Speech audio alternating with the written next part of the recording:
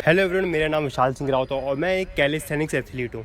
मैं आज आपको बताने वाला हूँ 5 बिगेस्ट मिस्टेक जो लोग बल्किंग के टाइम करते हैं। ये बहुत रेयर मिस्टेक्स है। अगर आप इसको ध्यान से समझेंगे और जानेंगे इनके बारे में तो आप इसको ईजिली सही कर सकते हैं। So without wasting time, here we गो।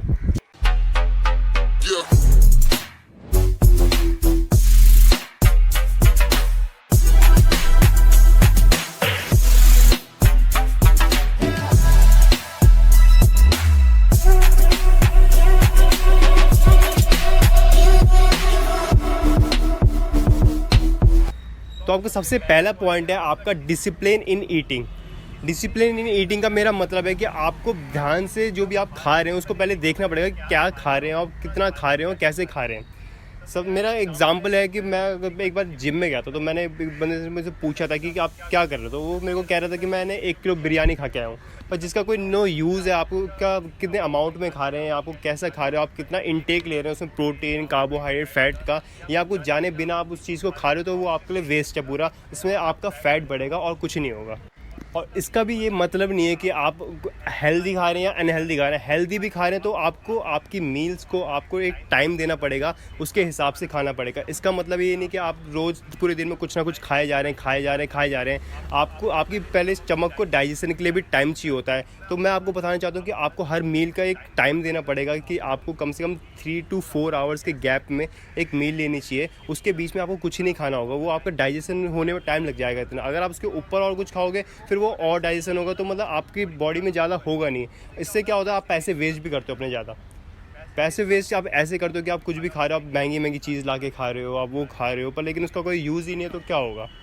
एक और एग्जांपल मैं आपको ये बताना चाहता हूँ कि वो लोग ज़्यादा खाते हैं प्रोटीन इंटेक। मेरे एक दोस्त ने मेरे को कहा कि मैं रोज़ एक टाइम में मैं कम से कम 1 किलो चिकन खाता हूँ, पर उसका कोई यूज़ ही नहीं है। आप कम से कम 100 ग्राम या 150 ग्राम आप प्रोटीन ले रहे हो एक मील में, जो आपका वेस्ट ऑफ मनी है, क्योंकि आपकी बॉडी एक मील में कम से कम ज़्यादा से ज़्यादा 30 से 25 ग्राम प्रोटीन एब्जॉर्ब कर पाती है, बाकी सारा आपका वेस्ट जाता है। तो मैं आपको इसीलिए आपको बताने वाला हूँ कि आपको डिसिप्लिन इन ईटिंग में आपको बिल्कुल सबसे पहले आपको पहले मील देखनी पड़ेगी। आपको कितनी मील होगी उसको डिवाइड करना पड़ेगा, आपको कैलोरी डिवाइड करनी पड़ेगी सारी की सारी, तब आपको जाके उसे खाना होगा। तो आपको सबसे पहले अपना BMI चेक करना पड़ेगा कि आपको कितनी कैलोरी इनटेक करनी है। अब इसका आपको ये भी नहीं है कि आपको अगर 50 kg के हैं आपको सीधे डायरेक्ट 80 kg में जाओगे, ऐसा कुछ नहीं होता। आपको पहले 50 to 55 kg में आना पड़ेगा, फिर उसके बाद आपको करिए। तो आप BMI से पहले 5-10 किलो का वो करिए कि कितनी कैलोरी आपको इनटेक करनी है। उन कैलोरीज़ को आपको डिवाइड करना पड़ेगा अपनी मील्स में। आप कितनी मील्स एक डे बाई डे ले रहे हो, उन मील्स को आपको फिर करना पड़ेगा। उसमें प्रोटीन इनटेक, कार्बोहाइड्रेट इनटेक और फैट इनटेक में करनी होगी। फिर आपको उसको 2-2 या 3-3 घंटे के गैप में खाना पड़ेगा। ये आपको करना है। ये आपको BMI आप ऑनलाइन भी चेक कर सकते हो। ऑनलाइन बहुत सारे हैं जिनमें आपको पता लग जाएगा कि आपको कितना खाना है। हाँ, मैंने एक एग्जांपल दे रखा है आपको BMR कैलकुलेटर का। BMR means the basical metabolic rate.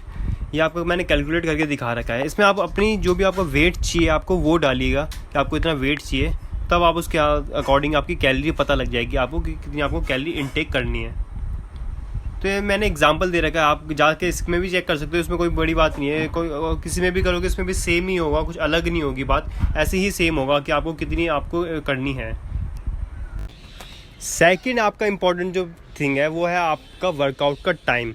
ये आपको मैं बताना चाहता हूँ, अगर आप अपना बॉडी इंक्रीज़ कर रहे हैं, मतलब आप गेनिंग उसमें जा रहे हो, आप बल्किंग में जा रहे हो, तो आप कम से कम आप 45 मिनट, आपको मैक्सिमम 45 मिनट से ज़्यादा वर्कआउट होना नहीं चाहिए। बहुत लोग क्या कर रहे हैं 2-3 घंटे से वर्कआउट कर रहे हैं, या फिर किसी बातों में लग रहे हैं, या फिर जैसे भी कर रहे हैं, पर वो बेकार है। आप 2-3 घंटे वर्कआउट कर रहे हो उसका कोई मतलब नहीं है। आप ज़्यादा कैलोरी बर्न करने, इसमें आपको कम से कम कैलोरी बर्न करनी है, और उतने में आपको वो जो मसल आप जो भी आप कर रहे हो, चेस्ट मार रहे हो, तो आपको उसको एकदम सही से मारनी है जिससे कि आपकी वो इंक्रीज़ हो।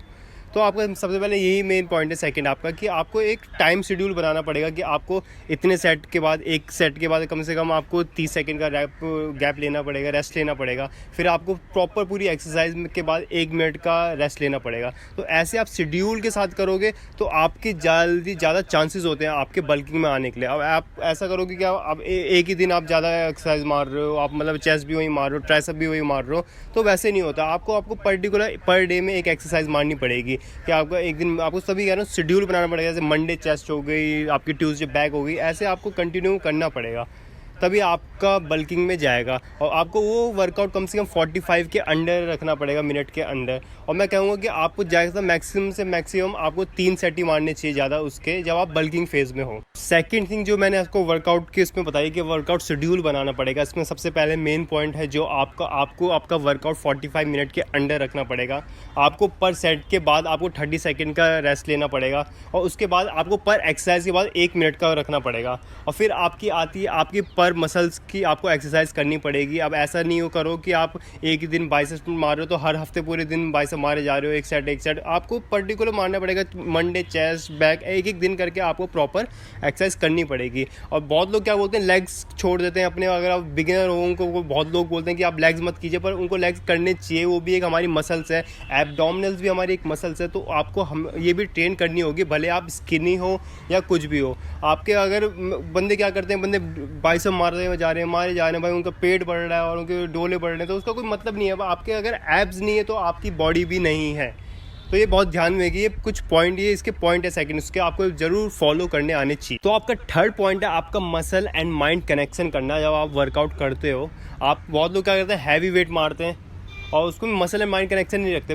हैवी वेट का मेन मतलब ये होता है कि आपके 8 to 12 के बीच में रैप्स निकले, उसे हैवी वेट कहते हैं। अब इसका मतलब नहीं कि आप पूरा सपोर्ट लेने लग जाओ लोगों की, आपके निकल रहे 3-4 रैप और आप दूसरे सपोर्ट ले रहे हो। पूरा सपोर्ट भी आपको तब लेना चाहिए, मैंने जब आपके 1-2 रैप बचे और वो भी आपके 2 फिंगर का सपोर्ट लेना चाहिए। आपको ऐसा नहीं कि पूरी जान लगा रहा हो आपको सपोर्ट देने में। आपको मसल एंड माइंड कनेक्शन ऐसे करते हैं कि आपको प्रॉपर पूरा सेट ढंग से मारना आना चाहिए। अगर आप पुशअप भी मार रहे हो तो आपको ऑल द वे डाउन, आपको स्ट्रेट जाना चाहिए, ऑल द वे अप आना चाहिए। वही आपका पूरा मसल एंड माइंड कनेक्शन का मानते हैं। अब लोग क्या करते हैं कि आप आधे आधे मार रहे हैं पुशअप, या फिर मैंने बहुत देखा है कि स्क्वाट्स मारने के टाइम बंदे लगा दे 100 किलो लगा रहे हैं और उसको हाफ भी नहीं ले आ पा रहे, तो कोई फ़ायदा ही नहीं उस चीज़ का। ये आपको फालतू की मतलब दिखावाबाजी बोलते हैं, जो बोलते हैं आपको वही होती है और कुछ नहीं होता।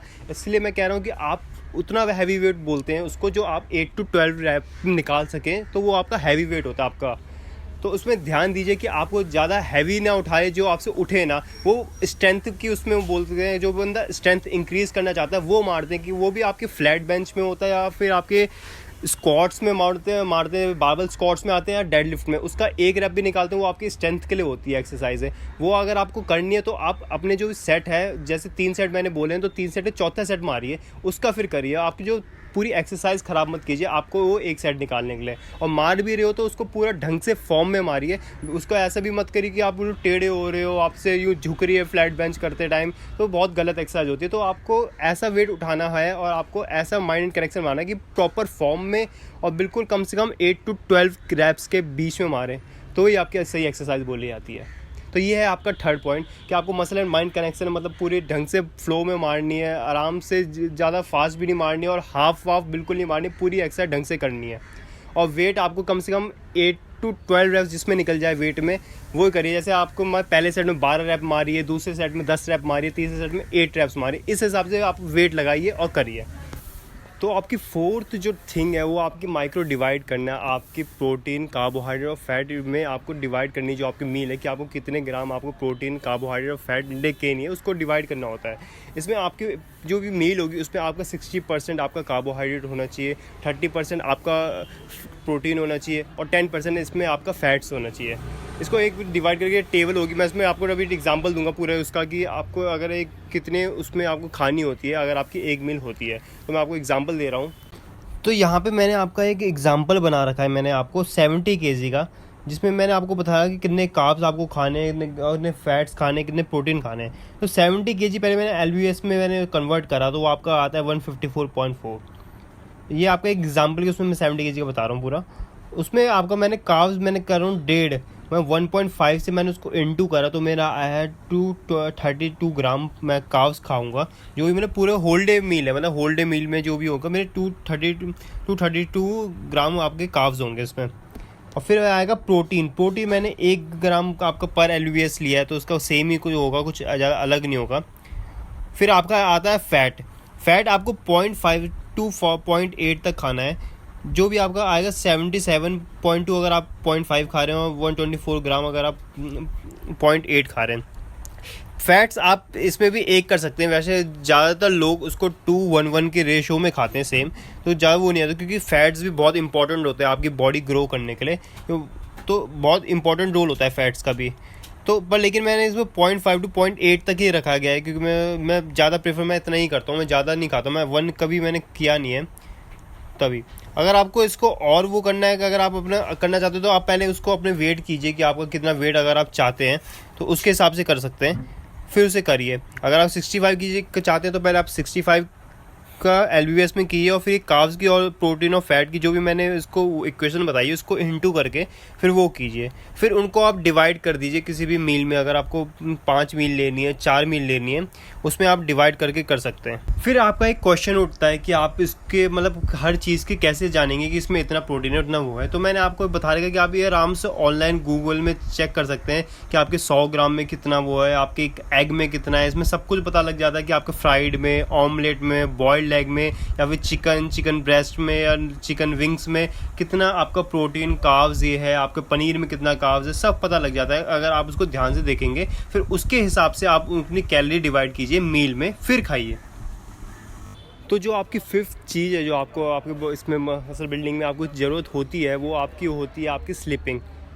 ये बहुत इंपॉर्टेंट और बहुत छोटी सी चीज़ है जो लोग समझते नहीं है कि आपको कम से कम आपको 8 आवर्स की स्लीप लेनी इंपॉर्टेंट होती है। अगर आप बल्किंग में हो, आपकी रिकवरी में उतना टाइम लगता है तो आपको 8 आवर्स की चाहिए होती है। यहाँ पे लोग क्यों कहते हैं कि आपकी सबसे पहले डाइट होती है इंपॉर्टेंट, आपका 70% डाइट होता है, आपका 20% स्लीप होता है और फिर आपकी 10% आपकी एक्सरसाइज में गिनी आती है आपकी। इसलिए आपको स्लीपिंग बहुत इंपॉर्टेंट रोल करती है। बहुत लोग उसको अवॉइड करते हैं पर वो बहुत गलत चीज़ हो जाती है, इसीलिए आपकी ज़्यादा रिकवरी नहीं होती, आपकी ग्रो नहीं होती मसल्स। तो इसलिए आपको कम से कम 8 आवर्स की स्लीप लेनी चाहिए ही चाहिए अगर आप बल्किंग फेज़ में हैं।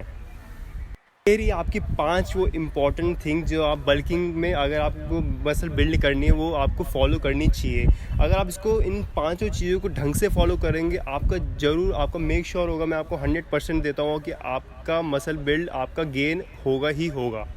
कि आप मेरे को इंस्टाग्राम में फॉलो कर दीजिए, मैंने आपको लिंक दे रखा है अपने डिस्क्रिप्शन में, और आप मेरे को DM कर दीजिए, मैं आपको डाइट बता दूंगा कि आपको क्या खाना है ऐसे फैट काटने के। अगर आपको मेरी वीडियो अच्छी लगी और आप कैलिस्थेनिक्स के बारे में और जानना चाहते हैं, उसकी स्किल सीखना चाहते हैं आप, तो मेरे चैनल को सब्सक्राइब कीजिए, शेयर कीजिए और लाइक कीजिए।